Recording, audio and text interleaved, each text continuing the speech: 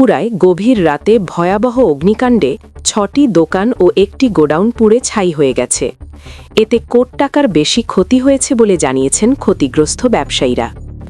গতকাল শনিবার রাত ১:৩০টায় উপজেলার ৩ নং উত্তর সাকুচিয়া ইউনিয়নের বাংলা বাজারে এই অগ্নিকাণ্ডের ঘটনা ঘটে।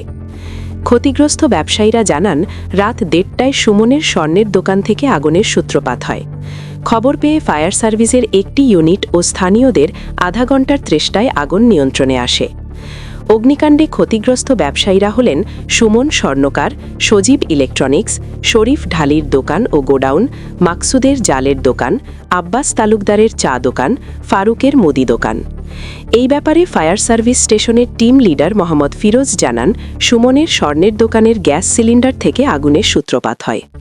মনপুরা উপজেলা নির্বাহী অফিসার ইউএনও মোহাম্মদ আবু মুসা জানান, সরকারি সহায়তা পেলে ক্ষতিগ্রস্ত ব্যবসায়ীদের সহযোগিতা করা হবে।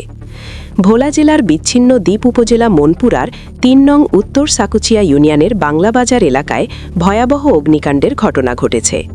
শনিবার দিবাগত রাত আনুমানিক ১টার দিকে ৮ ফেব্রুয়ারি এই অগ্নিকাণ্ডের সূত্রপাত হয়। গভীর রাতে সবাই যখন ঘুমে বিভোর, ঠিক তখনই আগুনের ঘটনা ঘটে।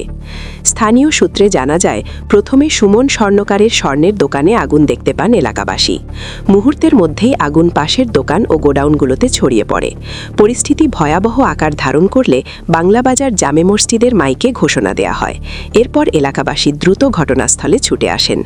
এই অগ্নিকাণ্ডে মোট 4টি দোকানঘর ও 2টি মুদি মালামালের গোডাউন সম্পূর্ণ পুড়ে ছাই হয়ে যায়। ক্ষতিগ্রস্ত স্থাপনাগুলোর মধ্যে রয়েছে আব্বাস তালুকদারের মুদি দোকান, শরীফ ঢালির মুদি দোকান ও তার গোডাউন, সুমন স্বর্ণকারের স্বর্ণের দোকান, নূর ইসলামের জাল বোটের দোকান এবং অন্যান্য ব্যবসায়ীদের একটি মালামাল ভর্তি গোডাউন।